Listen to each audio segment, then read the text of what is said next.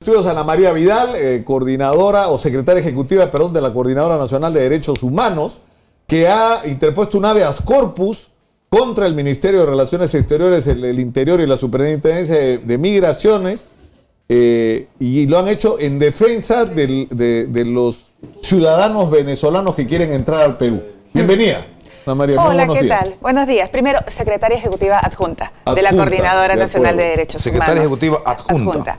Okay. Sí, y esta demanda de habeas corpus la hemos interpuesto no solo la Coordinadora, que es una plataforma de 82 organizaciones de derechos humanos en Perú, sino también CEAS, la Comisión Episcopal de Acción Social de la Iglesia Católica en el Perú.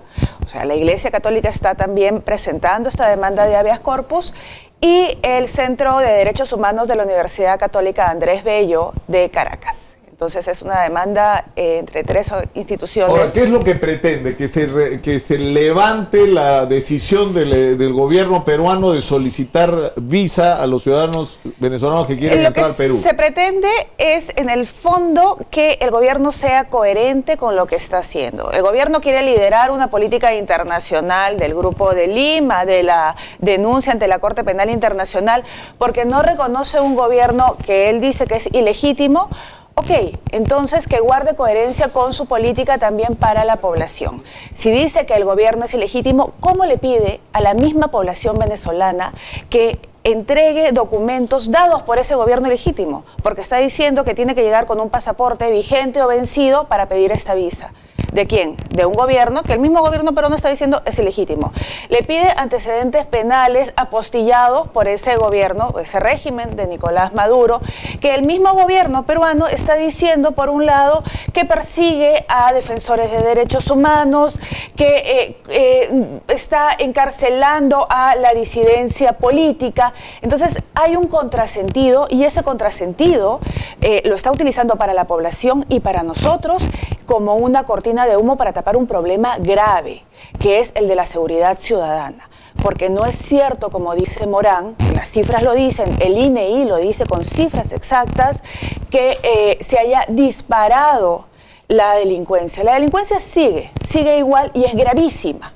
Pero no le pueden achacar ese problema a la migración forzada venezolana. Ahora, pero la otra cara es más allá del tema de la inseguridad que podría generar gatillada más o gatillada menos con el tema de venezolanos, es que tenemos 800.000 venezolanos. Sí. 820.000 dijo el presidente. Y 820.000 que te piden educación, que te piden salud, que te piden vivienda. 820.000 que están impactando en esta economía informal y en alguna parte de la economía formal. Y que necesita algún tipo de respuestas, y que la verdad es que a mediano plazo, o sea, hacia el horizonte, viendo lo que pasa con Maduro, uno no sabe hasta cuánto vamos a llegar. La pregunta es, ¿no hay que ponerle límite? Y si esto que está haciendo el gobierno es límite o no es límite.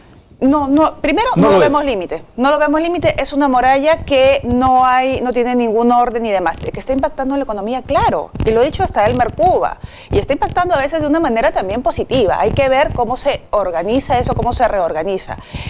800.000 impactan, claro que impactan. Nadie está diciendo que sea fácil. Es muy difícil y le toca al gobierno peruano liderar esa respuesta a nivel regional de manera ordenada y de manera articulada. Pero el problema es que estamos yendo a las consecuencias y no al origen. Tú misma estás diciendo, ¿no es cierto?, que hay una contradicción entre la política que promueve el gobierno hacia Venezuela y las consecuencias que esa política trae. Entonces, la solución tiene que ser, como yo le dije al presidente en es cambiar la política hacia Venezuela. O sea, no nos gusta el gobierno de Nicolás Maduro, ya no nos gusta, pero es el gobierno pues de Venezuela, real, el que dirige las Fuerzas Armadas. O sea, ¿quieres pasaporte? Se lo tienes que pedir a Maduro. ¿Quieres información policial? Se lo tienes que pedir a Maduro. Entonces, es el gobierno real. Bueno, entonces, la pregunta es, si no modificamos nuestra política para ayudar a los venezolanos a que ellos resuelvan sus problemas internos, ¿no es cierto?, en base al diálogo, a elecciones aceptadas por todos, en condiciones aceptadas por todos y cuyos resultados sean validados por todos, o sea, eso no va a tener arreglo. Ahora, hay un asunto adicional acá, que es el del bloqueo económico. O sea, es cierto, hay una crisis económica que ha llevado a Venezuela a una situación crítica, pero eso ha llegado al límite extremo con el bloqueo norteamericano. Entonces, la pregunta es, ¿la Coordinadora Nacional de Derechos Humanos está de acuerdo con el bloqueo a Venezuela? Y eso no le reconoce el gobierno peruano, porque cuando señala el mismo día que da Martín Vizcarra el anuncio para el pedido de visa humanitaria, sale en un comunicado del Grupo de Lima señalando que el único responsable de la crisis que vive Venezuela es el gobierno de Maduro. Nosotros sí reconocemos que son un montón de factores, entre ellos las sanciones también. Para un problema tan complejo, para una crisis humanitaria compleja, señalar que el único responsable es el gobierno, es el régimen de Maduro, es absurdo. ¿Y qué deberíamos hacer en el tema Venezuela respecto a nuestra política internacional? Primero, trabajar con los que ya están acá, porque hay una inseguridad total, y para eso, para trabajar con la población que ya está acá, se necesita primero trabajar también con la población de acogida. Se necesita cooperación internacional, sí o sí. Trabajar de manera articulada para tener los mismos protocolos, para tener los mismos estándares a nivel internacional, sí. Y trabajar primero y segundo con la población de acogida también. Y eso es algo que no se está haciendo. ¿Qué hacemos con el Grupo Lima? El Grupo de Lima... Creo que hay que seguir, es una demanda de las organizaciones. Yo trabajo, coordino con organizaciones de derechos humanos en Venezuela, es una demanda, es un pedido de auxilio. Por favor, todas las iniciativas que haya a nivel internacional para salvar la situación, para salir de esta grave crisis que afrontamos, son necesarias. El Grupo de Lima le hemos pedido en un comunicado hace poco que firmamos con Conectas, con De Justicia, organizaciones de Brasil, de Colombia, de Estados Unidos, con WALA, Washington Office for Latin America, que trabaje de manera articulada con el grupo de contacto. Ya lo está haciendo. ¿Es necesaria la intervención del Grupo de Lima? Sí, pero es necesario que pida también una intervención pacífica siempre. Pero depende de qué política tenga el Grupo de Lima, porque, o sea, lo que está claro después de 2 años aproximadamente de aplicar, 2 años y medio, es que no ha funcionado. O sea, había crisis económica en Venezuela provocada por los errores, fallas así de origen, digamos, de la estrategia chavista, ¿no es cierto? Y eso provocó una crisis económica. ¿Y cuál ha sido la estrategia norteamericana? Aplicar sanciones para ajustar la situación económica y que Maduro se caiga. 2 años y medio después, no se cayó Maduro, señor. Se fueron 3 millones y medio de personas del país porque es invivible. Entonces, la estrategia falló y no te queda más que aceptar que hay que hacer un diálogo, que en ese diálogo tiene que ser como objetivo elecciones aceptadas por todos, y que en el contexto de ese diálogo tienes que levantar las sesiones para que la gente no se siga muriendo en las calles. Correcto. Allá, huyendo hacia el Perú. Una cosa chiquita, porque estamos Vamos a tener 1 millón de personas de acá a diciembre.